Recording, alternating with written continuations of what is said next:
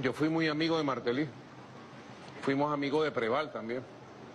Preval le dijo al comandante Chávez delante de mí, yo era canciller: Chávez, ayúdame a formar un ejército, porque Estados Unidos le prohibía a Haití tener ejército.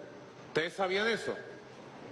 Estados Unidos le prohibía a Haití y lo amenazaba que si trataba de construir un ejército, derrocaba el gobierno que quisiera construir un ejército. Sancionaba a Haití. Y Chávez le dijo: te ayudo. Nosotros tenemos una academia militar de primer nivel. Tenemos un sistema educativo militar de primer nivel. Y una deuda con Haití desde la época de Simón Bolívar. Correcto.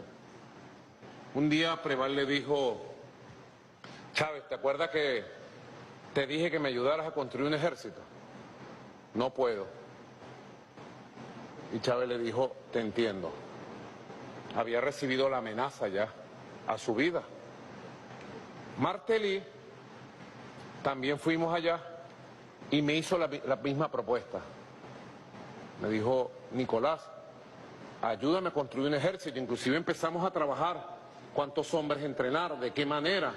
Y un día se vino de visita para acá y me dijo: perdona, no puedo construir un ejército por las amenazas. Ahora quieren meter un ejército extranjero en Haití también, en una crisis casi insalvable. Pero no han querido que Haití tenga gobierno, estabilidad. ¿Tú sabes por qué?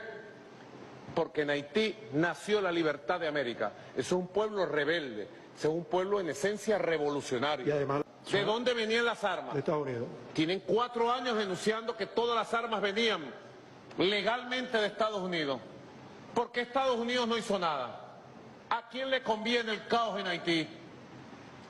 ¿A quién le conviene? ¿Quién viene pidiendo una invasión a Haití?